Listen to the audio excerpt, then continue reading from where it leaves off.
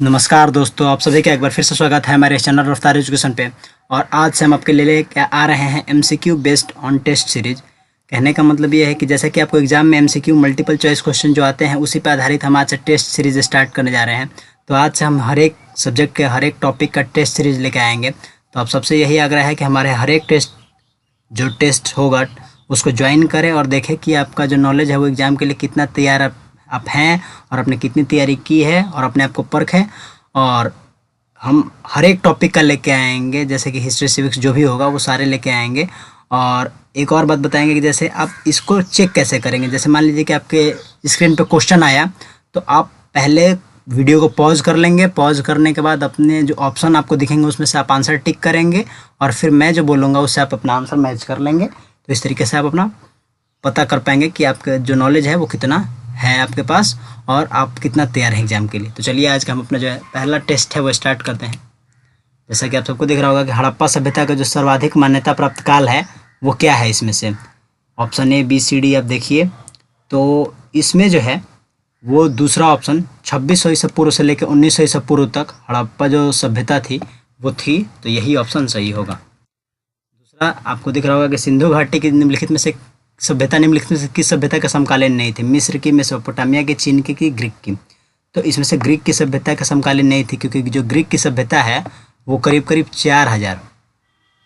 4000 ईसा पूर्व की सभ्यता है। तो इसीलिए वो नहीं हो सकती। चलिए अपने अगले प्रश्न पर चलते हैं कि सिंधु घाटी की सभ्यता कहाँ तक विस्तृत थी। तो इसको आप ऑप्शन से कैसे छांटेंगे, इसको कैसे ऑप्शन से ही हटा देंगे, क्योंकि आपको पता होगा कि हड़प्पा सिविलाइजेशन जो है वो भारत, पाकिस्तान और अफगानिस्तान तीनों में थी। तो इसमें से जो आपको अफगानिस्तान या पाकिस्तान किसी का भी हिस्सा दिख रहा होगा तो केवल ऑप्शन डी में दिख रहा है, सिंध और बलूचिस्तान, और तीनों में नहीं है। तो जाहिर सी बात है कि यही हो जाएगा इसका आंसर। चलिए अपने अगले प्रश्न पर चलते हैं। सिंधु घाटी की सभ्यता में घोड़े के अवशेष कहाँ से मिले हैं। तो सूरकोटडा, याद रखिएगा, सूरकोटडा से मिले हैं। चलिए अपने अगले प्रश्न पर चलते हैं। सिंधु घाटी स्थल जो कालीबंगन है किस प्रदेश में है। तो ये पहला आपको ऑप्शन ए में दिख रहा होगा, राजस्थान, इसी में कालीबंगन प्रदेश है। निम्नलिखित में से किस पदार्थ का उपयोग हड़प्पा काल के मुहरों के निर्माण में मुख्य रूप से किया गया था। ऑप्शन दिख रहा होगा, सिलखड़ी, कांसा, तांबा, लोहा। तो इसका जो ऑप्शन हो मतलब आंसर होगा वो पहला, सिलखड़ी। चलिए अपने अगले प्रश्न पर चलते हैं। हड़प्पा सभ्यता किस युग की थी। चार ऑप्शन आपको दिख रहा होगा, कांस्य युग, नवपाषाण युग, पुरापाषाण युग या लौह युग। तो ये पहला ऑप्शन है वो कांस्य युग के। सिंधु घाटी की सभ्यता के लोगों का मुख्य जो व्यवसाय था वो क्या था। व्यापार, पशुपालन, शिकार या कृषि। तो इनका जो मुख्य व्यवसाय था वो व्यापार था। चलिए अपने अगले प्रश्न पर चलते हैं। हड़प्पा सभ्यता के निवासी कैसे थे। ग्रामीण, शहरी, यायावर या खाना बदोश उनको जिनको बोलते हैं, घूमने वाले, या फिर जनजातीय। तो ये शहरी थे। चलिए अपने अगले प्रश्न पर चलते हैं।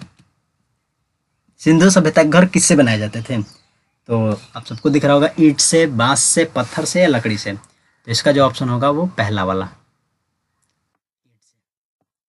चलिए अपने अगले प्रश्न पर चलते हैं कि हड़प्पा वासी किस वस्तु के उत्पादन में सर्वप्रथम थे। मुद्राएं, कांसे के औजार, कपास या जौ। तो कपास के उत्पादन में ये सर्वप्रथम थे। निम्नलिखित विद्वानों में से हड़प्पा सभ्यता का सर्वप्रथम खोजकर्ता कौन था। तो हमारे भारतीय ही थे, दयाराम साहनी, इन्होंने खोज की थी। तो ये थे। चलिए अपने अगले प्रश्न पर चलते हैं। सिंधु सभ्यता का पतन नगर या फिर बंदरगाह कौन सा था। कालीबंगन, लोथल, रोपड़ या फिर मोहनजोदाड़ो। कालीबंगन तो वैसे भी राजस्थान में हो ही नहीं सकता। मोहनजोदाड़ो पाकिस्तान के आंतरिक भागों में है तो वो भी नहीं हो सकता।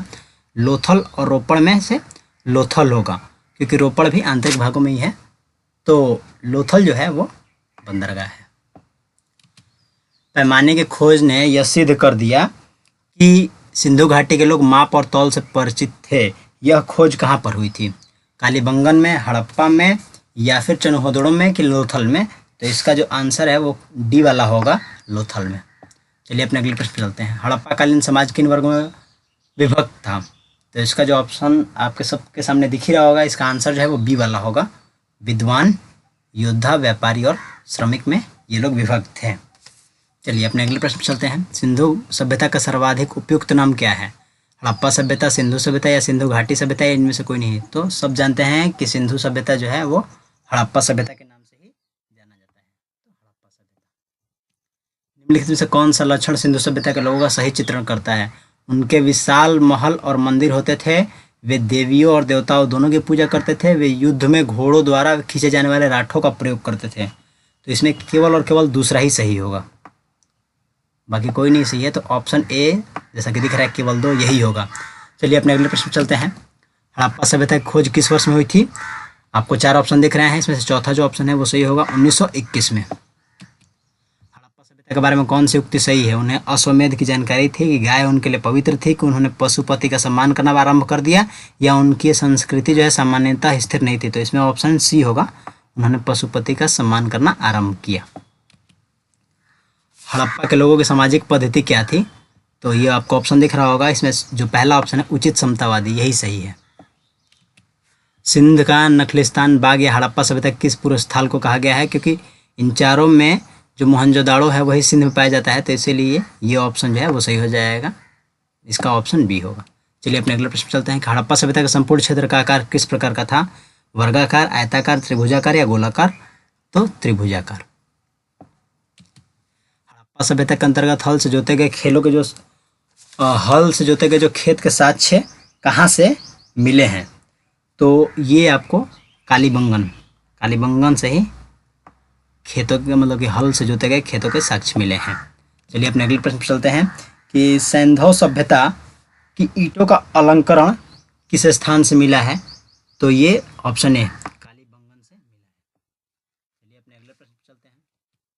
मोहनजोदाड़ो कहाँ स्थित है? अभी हमने पीछे जो सिंध का नखलिस्तान वाला बात किया था क्वेश्चन, उसमें बताया था कि सिंध में मोहनजोदाड़ो स्थित है, तो मोहनजोदाड़ो सिंध में स्थित है।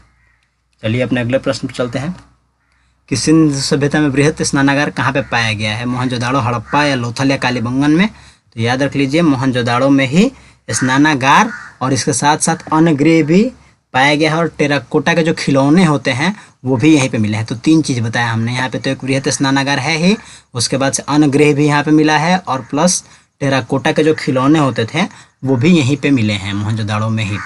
और चलिए अपने अगले प्रश्न चलते हैं कि सिंधु सभ्यता की मुद्रा में किस देवता के समतुल्य चित्रांकन मिलता है? आद्य शिव, आद्य ब्रह्मा, आद्य विष्णु, आद्य इंद्र? तो आद्य शिव। चलिए अपने अगले प्रश्न पर चलते हैं। निम्नलिखित में से कौन सा हड़प्पा कालीन स्थल जो है वो गुजरात में था? इन सब में केवल और केवल एक लोथल ही है जो कि गुजरात में है। चलिए अपने अगले प्रश्न पर चलते हैं। मोहनजोदाड़ो का स्थानीय नाम क्या था? जीवितों का टीला, कंकालों का टीला, या फिर दासों का टीला, या फिर मृतकों का टीला? तो ऑप्शन जो डी है वो सही होगा, मृतकों का टीला। चलिए अपने अगले प्रश्न पर चलते हैं कि हड़प्पा सभ्यता का प्रचलित नाम क्या है? सिंधु सभ्यता, लोथल सभ्यता, सिंधु घाटी की सभ्यता या मोहनजोदाड़ो की सभ्यता? तो सिंधु घाटी की सभ्यता। चलिए अपने अगले प्रश्न पर चलते हैं कि सैंधव स्थलों के उत्खनन से प्राप्त मोहरों पर निम्नलिखित में से किस पशु का सर्वाधिक उत्कीर्णन हुआ है? तो ऑप्शन सी, 4 ऑप्शन दिख रहा होगा, इसमें बैल सही है। अपने अगले प्रश्न पर आ गए हैं कि सिंधु घाटी सभ्यता जानी जाती है अपने नगर नियोजन के लिए, मोहनजोदाड़ो एवं हड़प्पा के लिए अपने कृषि संबंधी कार्यों के लिए, अपने उद्योगों के लिए? तो इसमें जो पहला ऑप्शन होगा अपने नगर नियोजन के लिए वो सही होगा। चलिए अपने अगले प्रश्न पर चलते हैं कि निम्न सिंधु का कौन सा स्थान भारत में स्थित है? हड़प्पा, मोहनजोदाड़ो, लोथल, या इनमें से कोई नहीं? मोहनजोदाड़ो पहले बता चुके हैं कि सिंध में स्थित है जो कि पाकिस्तान में, हड़प्पा भी पाकिस्तान में ही है, तो बच गया लोथल जो कि गुजरात में स्थित है। तो यही होगा आंसर, लोथल गुजरात में स्थित है। चलिए अपने अगले प्रश्न पे आ चुके हैं कि भारत में खोजा गया सबसे पहला पुराना जो शहर था वो कौन सा था? तो इसमें आपको दिख रहा होगा कि हड़प्पा जो थी वो सबसे पुराना शहर था। भारत में चांदी की उपलब्धता का प्राचीनतम साक्ष्य कहाँ से मिलते हैं? पश्चिम भारत की ताम्रपाषाण संस्कृति से, या हड़प्पा संस्कृति से, या वैदिक संहिता से, या चांदी की आहत मुद्राओं में? तो इसका जो आंसर होगा वो पहला, हड़प्पा संस्कृति में मिलते हैं। तो हम अपने अगले प्रश्न पे आ चुके हैं कि निम्नलिखित में से किस पदार्थ का उपयोग जो है हड़प्पा काल के बाट के निर्माण में? ये बहुत अच्छा प्रश्न है, ये एनसीईआरटी में अक्सर दिया रहता। एनसीईआरटी के जो एमसीक्यू बेस्ड क्वेश्चन होते हैं उसमें पूछा जाता है कि बाट के निर्माण में मुख्य रूप से किसका उपयोग किया गया था? तो चर्क का उपयोग किया गया था, चर्क से ही बाट बनाया गया था। तो चलिए हम अपने अगले प्रश्न पर चलते हैं कि सिंधु सभ्यता के बारे में कौन सा कथन जो है वो असत्य है? नगर में नालियों की सुदृढ़ व्यवस्था थी, व्यापार और वाणिज्य उन्नत दशा में थे, मातृदेव की देवी की उपासना की जाती थी, या लोग लोहे से परिचित थे? तो इन चारों में केवल चौथा ही ऑप्शन सत्य है, बाकी तीनों सत्य है। लोग लोहे से परिचित थे, ये गलत है। चलिए अपने अगले प्रश्न पे आ चुके हैं कि मांडा जो है वो किस नदी किनारे स्थित है। तो इसका जो ऑप्शन आपको दिख रहा होगा, इसका आंसर बता देते हैं, चेनाब नदी के किनारे स्थित था। हड़प्पाकालीन स्थल रोपड़ पंजाब किस नदी के किनारे स्थित था।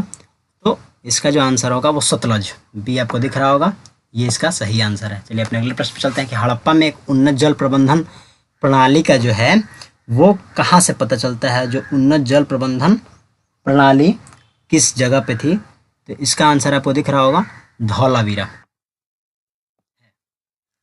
ऑप्शन में देखिए, चार में से धौलावीरा ही आंसर सही है।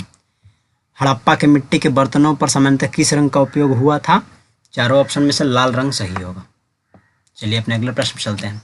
सिंधु सभ्यता निम्नलिखित में से किस युग में पड़ता है। ऐतिहासिक, प्रागैतिहासिक या उत्तर प्रागैतिहासिक या आद्य ऐतिहासिक। तो इसका जो आंसर होगा वो आद्य ऐतिहासिक काल होगा। चलिए अपने अगले प्रश्न पर चलते हैं। सिंधु घाटी सभ्यता की विकसित अवस्था में निम्नलिखित में से किस स्थल से घरों में कुओं के अवशेष मिले हैं। तो मोहनजोदाड़ो से ही कुओं के अवशेष मिले हैं। चलिए अपने अगले प्रश्न पर चलते हैं कि सिंधु घाटी सभ्यता की खोज निकालने में जिन दो भारतीयों का नाम जुड़ा है वो कौन है। इसमें से आप सबको ऑप्शन दिख ही रहा होगा।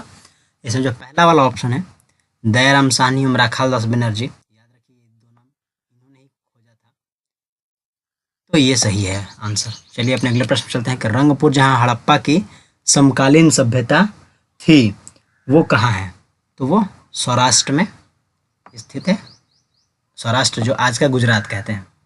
चलिए अपने अगले प्रश्न पर चलते हैं। हड़प्पा एवं मोहनजोदड़ो की पुरातात्विक खुदाई के जो प्रभारी थे वो इनमें से किसको बनाया गया था। Lord Macaulay, Lord Clive, colonel Tod या सर जॉन मार्शल। तो जो बी वाला ऑप्शन होगा वो सही होगा, सर जॉन मार्शल को। चलिए अपने अगले प्रश्न पर चलते हैं। निम्नलिखित में से किस पशु की आकृति जो मुहर पर मिली है जिससे ज्ञात होता है कि सिंधु घाटी एवं मेसोपोटामिया की सभ्यताओं के मध्य व्यापारिक संबंध थे। घोड़ा, गधा, बैल या हाथी। तो इसमें जो तीसरा ऑप्शन है बैल, वो सही होगा। चलिए अपने अगले प्रश्न पर चलते हैं। सिंधु घाटी के लोग विश्वास करते थे आत्म और ब्रह्म में, कर्मकांड में, यज्ञ प्रणाली में, मातृशक्ति में। ये पहले भी आ चुका था क्वेश्चन, लेकिन ऑप्शन में मतलब वो तुक में था, तो ये इसका जो डी ऑप्शन है वो सही है, मातृशक्ति में। निम्नलिखित में से कौन सा सिंधु स्थल समुद्र तट पर स्थित नहीं था। सुरकोट, दल, लोथल, बालाकोट या कोटदीजी। इन चारों में कोटदीजी ही एक ऐसी है जो कि समुद्र तट पर स्थित नहीं है, बाकी तीनों ऊपर के समुद्र तट पर स्थित हैं। चलिए अपने अगले प्रश्न पर चलते हैं। निम्नलिखित में से कौन मोहनजोदड़ो की सबसे बड़ी इमारत मानी जाती है। विशाल स्नानागार, विशाल अन्नागार, धान्य कोठार, सभा भवन या इनमें से कोई नहीं। तो विशाल स्नानागार सबसे बड़ी इमारत है। चलिए अपने अगले प्रश्न पर चलते हैं कि हड़प्पा कालीन लोगों ने नगरों में घरों के विन्यास के लिए कौन सी पद्धति अपनाई थी। कमल पुष्प की आकृति, गोलाकार आकृति, ग्रिड पद्धति या त्रिभुजाकार आकृति। तो इन चारों में जो ग्रिड पद्धति है वो सही होगा। चलिए अपने अगले प्रश्न पर चलते हैं। निम्नलिखित पशु में से किस एक हड़प्पा सभ्यता में पाई मोहर और टेराकोटा कलाकृतियों में निरूपण अंकन नहीं हुआ था। हाथी, गेंडा, बाघ या शेर। तो इनमें से शेर एक ऐसा जीव है जिसका अंकन नहीं हुआ था। तो चलिए अपने अगले प्रश्न पर चलते हैं। हड़प्पावासी किस धातु से परिचित नहीं थे। सोना एवं चांदी, तांबा एवं कांसा, टीन एवं शीशा या लोहा। तो ये लोहा से परिचित नहीं थे, उनके समय लोहा की खोज नहीं हुई थी। निम्नलिखित में से किस स्थल से युगल समाधान या द्विस्व संस्कार का जो है वो प्रमाण मिलता है। तो कुंतासी, धौलावीरा या कालीबंगन या लोथल। तो इसमें से जो आंसर होगा वो लोथल ही सही होगा। चलिए अपने अगले प्रश्न पर चलते हैं। कपास का उत्पादन सर्वप्रथम सिंधु क्षेत्र में हुआ, जिसे ग्रीक या यूनान के लोग किस नाम से पुकारते थे। सिंडन, कॉटन या फिर दोनों या फिर हड़प्पा। तो हड़प्पा तो हो नहीं सकता, तो सिंडन और कॉटन बच गए। तो सिंडन और कॉटन में से केवल सिंडन नाम से ही पुकारते थे। चलिए अपने अगले प्रश्न चलते हैं। हड़प्पा के काल के तांबे का रथ किस स्थान से प्राप्त हुआ है। तो ये दैमाबाद से प्राप्त हुआ है, और ये दैमाबाद आज के महाराष्ट्र में है। तो चलिए अपने अगले प्रश्न चलते हैं। हड़प्पावासी किन किन धातुओं का आयात करते थे। चांदी, टीन, सोना या उपयुक्त सभी। तो इसका जो आंसर होगा वो उपयुक्त सभी का ही होगा। हड़प्पावासी लाजवर्द जो भवन निर्माण की सामग्री है कहाँ से आयात करते थे। ईरान से, दक्षिण भारत से, बलूचिस्तान से। ईरान से, दक्षिण भारत से उनका उतना कनेक्शन नहीं हो पाता था, तो इसमें जो ऑप्शन सही होगा वो हिंदू कुश क्षेत्र के बदखसा से होगा। चलिए अपने अगले प्रश्न चलते हैं। अफगानिस्तान स्थित सिंधु सभ्यता से संबंधित स्थल कौन कौन से हैं? मुंडेगाक, सुरतोगोई या ए और बी दोनों या हड़प्पा? तो हड़प्पा तो वैसे भी पाकिस्तान में था, तो बच गए मुंडेगाक और सुरतगाई। तो ये दोनों ही सिंधु मतलब अफगानिस्तान में हैं और दोनों ही सिंधु सभ्यता से संबंधित हैं। चलिए अपने अगले प्रश्न चलते हैं। कौन कौन से नगर सिंधु सभ्यता के बंदरगाह नगर थे? लोथल एवं सुतका गेंडर या अलादीनो एवं बालाकोट कुंतासिया, इनमें से सभी। तो ये पांचों के पांचों जो थे वो बंदरगाह नगर थे। तो यहीं से आप याद भी कर सकते हैं कि इतने सारे बंदरगाह भी थे हड़प्पा सभ्यता के। अगला प्रश्न पे आ चुके हैं कि मोहनजोदाड़ो से प्राप्त पशुपति शिव आद्य शिव मुहर में किन किन जानवरों का अंकन हुआ था? व्याघ्र एवं हाथी, गैंडा एवं भैंसा, हिरण या इनमें से सभी? तो इसका जो आंसर होगा वो इनमें से सभी होगा। इन सब का अंकन हुआ था उस समय। चलिए अपने अगले प्रश्न चलते हैं। किस हड़प्पाकालीन स्थल से नृत्य मुद्रा वाली स्त्री की कांस्य मूर्ति किस स्थल से प्राप्त हुई थी? तो इसका जो आंसर होगा वो मोहनजोदाड़ो से। चलिए अपने अगले प्रश्न चलते हैं। किस हड़प्पाकालीन स्थल से पुजारी की प्रस्तर मूर्ति मतलब होता है कि जो टैबलेट मूर्ति होती है, टैबलेट पे बनाया जाता है, वैसी मूर्ति कहाँ से प्राप्त हुई थी? तो वो आपकी जो है हड़प्पा से इनकी मूर्ति जो है प्राप्त हुई थी। चलिए अपने अगले प्रश्न चलते हैं। किस सिंधुकालीन स्थल से एक ईंट पर बिल्ली का पीछा करते हुए कुत्तों के पंजों के निशान मिले हैं? हड़प्पा, मोहनजोदाड़ो, चन्हुदड़ो या लोथल? तो मोहनजोदाड़ो से तो स्त्री वाली मूर्ति मिल गई, हड़प्पा से पुजारी वाली, और ये ईंट पर बिल्ली वाली मूर्ति जो है ये कुत्तों के जो पंजों के निशान मिले हैं ये चन्हुदड़ो से मिले हैं। तो 3 क्वेश्चन तो आपके लगातार रेडी हो गए। अगला क्वेश्चन, किस हड़प्पाकालीन स्थल से प्राप्त जार पर चोंच में मछली दबाए चिड़िया एवं पेड़ के नीचे खड़ी लोमड़ी का चित्रांकन मिलता है जो कि पंचतंत्र के लोमड़ी के कहानी के सादृश्य है? बराबर है हड़प्पा, मोहनजोदाड़ो, लोथल या फिर इसमें से जो चौथा ऑप्शन है वो रंगपुर।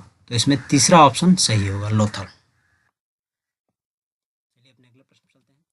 स्वतंत्रोत्तर भारत में सबसे अधिक संख्या में हड़प्पा युगीन स्थल की खोज किस प्रांत में हुई थी? गुजरात में, राजस्थान में, पंजाब और हरियाणा में या उत्तर पश्चिमी उत्तर प्रदेश में? तो इसमें जो पहला ऑप्शन है वो सही होगा, गुजरात में। और यहाँ पे हम बता भी देते हैं, ये जानना आपके लिए बहुत ज़रूरी है। टोटल 25 जो हैं वो यहाँ पे उत्खनन करके निकाले गए हैं। 25 स्थल कम से कम, जो कि पूरे भारत में, या हम कहेंगे कि पूरे पाकिस्तान और अफगानिस्तान तीनों को मिला गया सबसे ज़्यादा है। 25 स्थल यहाँ से उत्खनन द्वारा मिले हैं। तो गुजरात सबसे ज़्यादा यहाँ पे हड़प्पा सभ्यता के स्थल है वो मिले हैं।